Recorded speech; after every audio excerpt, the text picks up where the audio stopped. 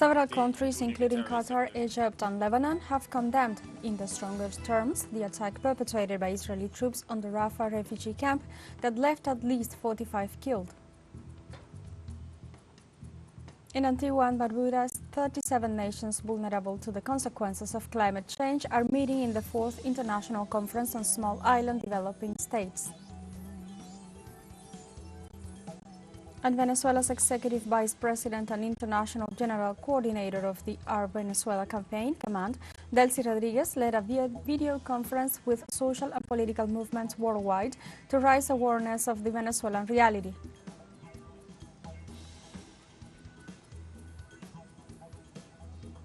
Hello and welcome to From the South. I'm Alejandra Garcia from teleSUR Studios in Havana, Cuba. We begin with the news.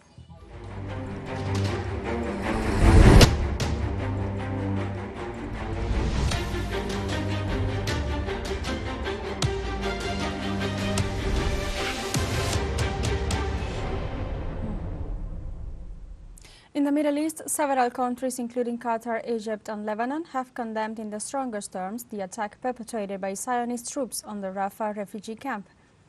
Egypt's foreign ministry also denounced that the attack left hundreds dead and wounded. The various foreign offices claim that Israel has gone beyond all possible limits by attacking unarmed and defenseless Palestinians and flagrantly violating international law. The Qatari foreign ministry warns that the aggression on Rafah makes any negotiation with Hamas much more difficult and increases the risk to the lives of Israeli hostages. Egypt has urgently requested a meeting of the United Nations Security Council.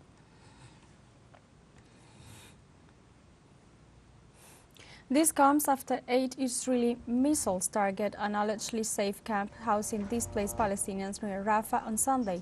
The latest information states 45 people were murdered in the attack, while 249 were injured. Reports from site states the many were burned alive inside their tents in an attack that came days after the International Court of Justice from the United Nations ordered Israel halt all military actions in the region. Let's recall that since October 7th, 1.4 million Palestinians had been forced to seek refuge in Rafah due to the Israeli attacks. The government media office in Gaza highlighted in a statement that the Israeli army attacked at least 10 displacement centers affiliated with the United Nations Agency for Palestinian Refugees. It added that the recent attack on refugee camps in Rafah was carried out using at least 8 bombs of 2,000 pounds. The office stressed that the attacks are a clear message from Israel and the U.S. government to the International Court of Justice and the global community that massacres against displaced people will continue, as will the violation of international law.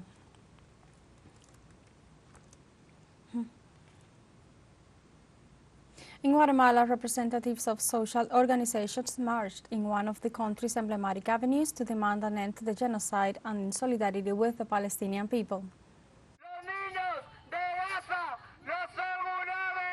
Cientos de banderas palestinas. Demonstrators waved many Palestinian flags on the Avenue La Reforma in Zone 10 of Guatemala. Social organizations raised their voices to condemn and demand the State of Israel to stop the genocide in Palestine.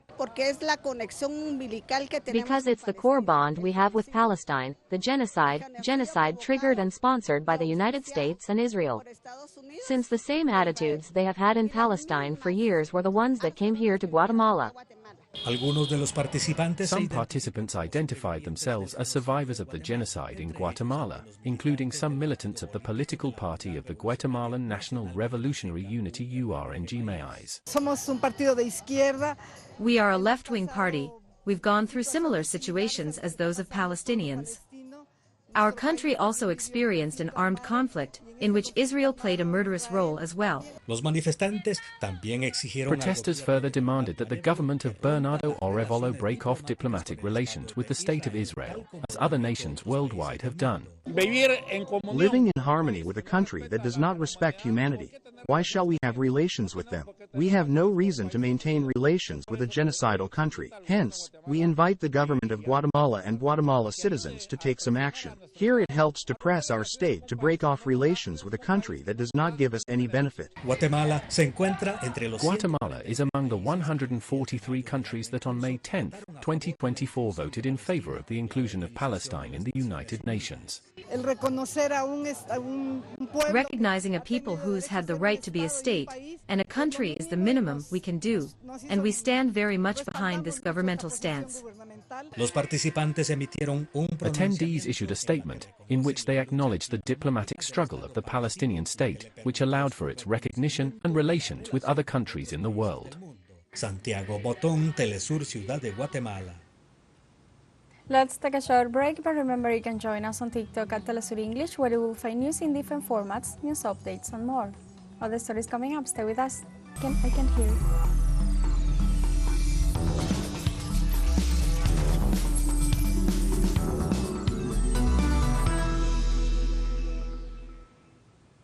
Welcome back. The Iranian executive unveiled on Sunday a documentary with the last hours of the President Ebrahim Raisi and his entourage, confirming that the crashed helicopter never left its route and that there were no impacts of projectiles. In this regard, the broadcast highlighted that when the helicopter took off, the weather conditions were optimal. On the other hand, the investigations by the Commission of Experts assured there was a permanent contact until a little more than a minute before the crash. The report detailed that when the two helicopters that accompanied the one in which the Iranian president was traveling lost communication with the presidential aircraft, landed immediately, and their initial data helped to better position the place of the tragedy.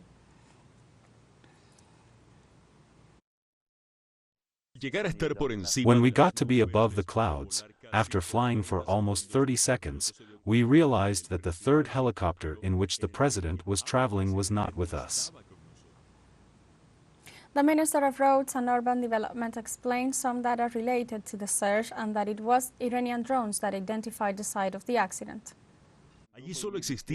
There was only one base transceiver station there, and with this we could not track the location accurately, as we needed at least 3 stations, but we were able to find the most probable location of the incident.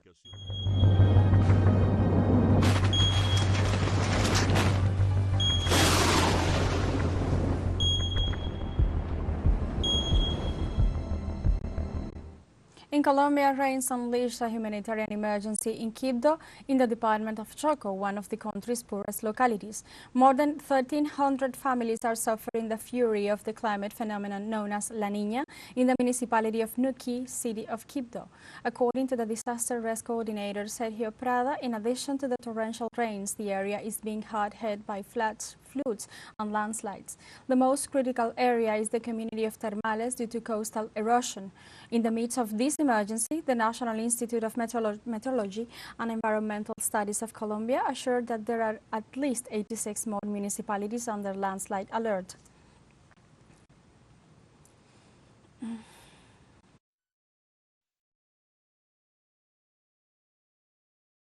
U.S. authorities reported over 18 people killed after heavy storms and tornadoes in the state of Texas. Authorities added that several people were injured.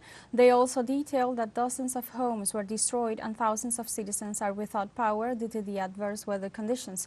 The National Weather Service issued a storm warning for the state of Oklahoma, specifying that the situation was very volatile and could bring tornadoes, hail, or dangerous winds.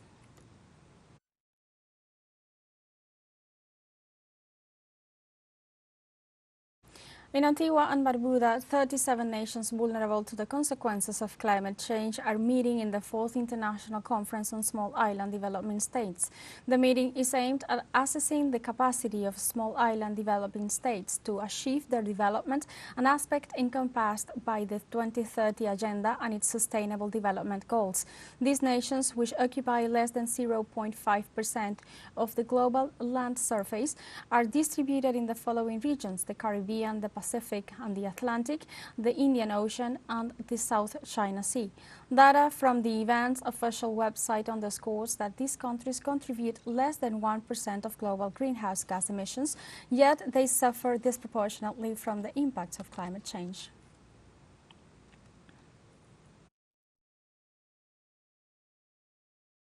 To go deep into the debate, taking place at the moment in the conference on small island developing states, we welcome journalist Garfield Woodford, Director of News, Sport and Current Affairs at ABC Television in Antigua and Barbuda. Hi Garfield, welcome to From the South. Thank you so much, Alejandro. Really appreciate joining you.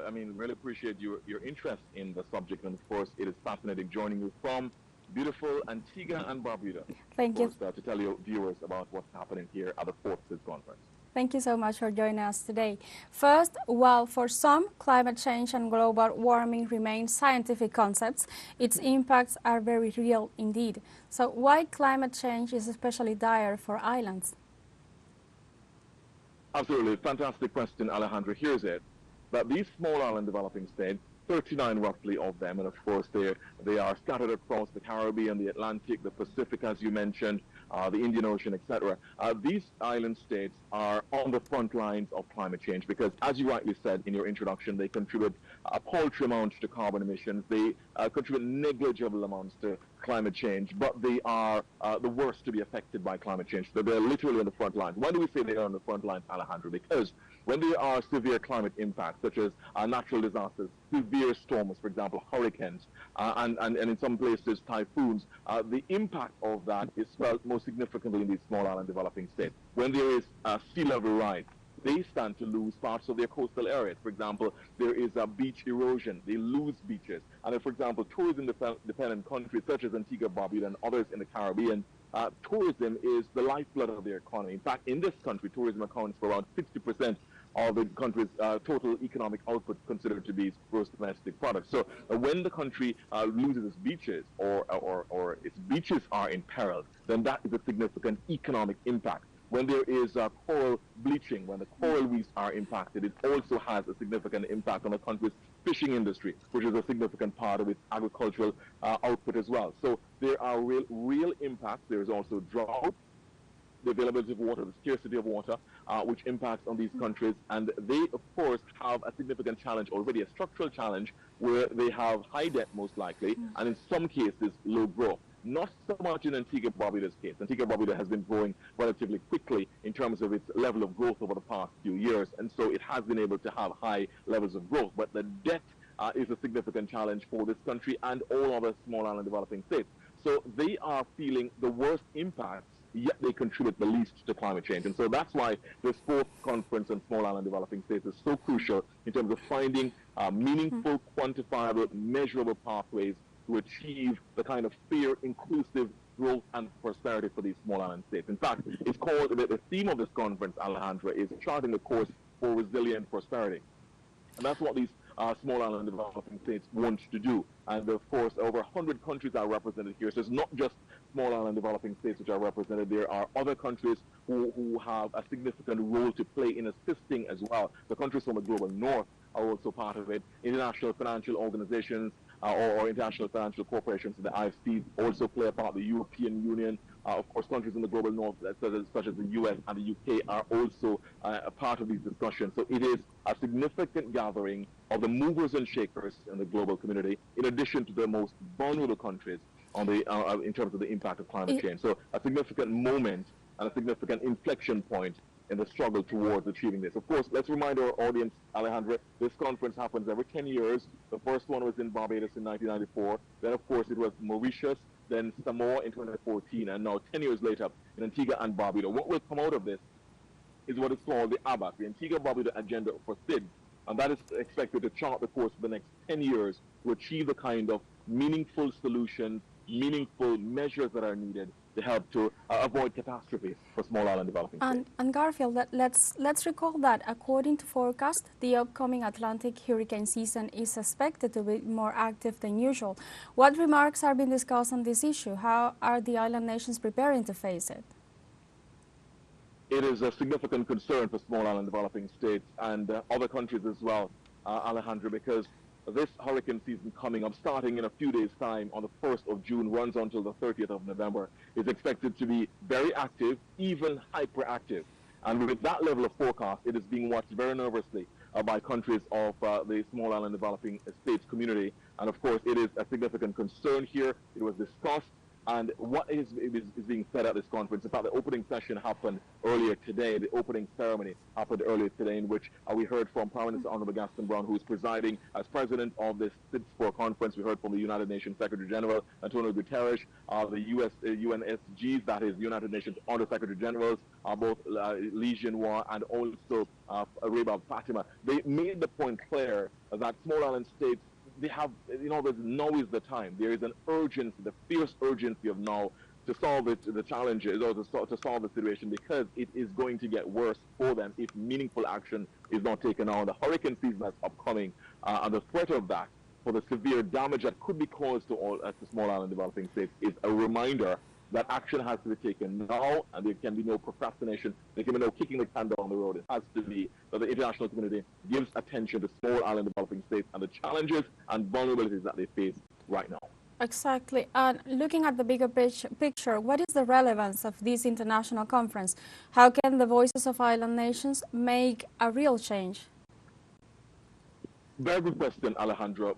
People might ask, the conferences happen, there is talk, there is a rousing call for action to be taken, and then sometimes people think that there is a kind of underwhelming response, that the action that follows does not match the rhetoric. So the rhetoric is strong and it's really effusive, but it doesn't result in a kind.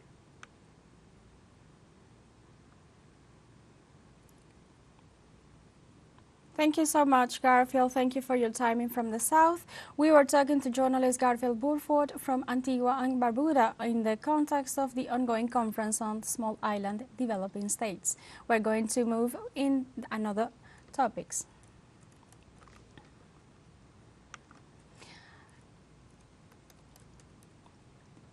Venezuela's Executive Vice President and International General Coordinator of the Our Venezuela Campaign Command, Delcy Rodriguez, led a video conference with social and political movements worldwide to raise awareness of the Venezuelan reality. During this first sectoral meeting, Rodriguez emphasized that unity and collective work are fundamental to face the new challenges of democracy. The Venezuelan Executive Vice President also assured that the nation continues to move on in spite of the 930 unilateral coercive measures imposed by the U.S. government. 500 people were online during the meeting that also showed the nation's electoral schedule for the general elections to be held in July.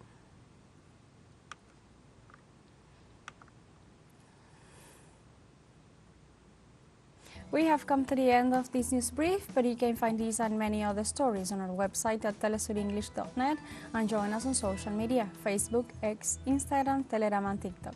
For Telesur English, I'm Alejandra Garcia. Thank you for watching.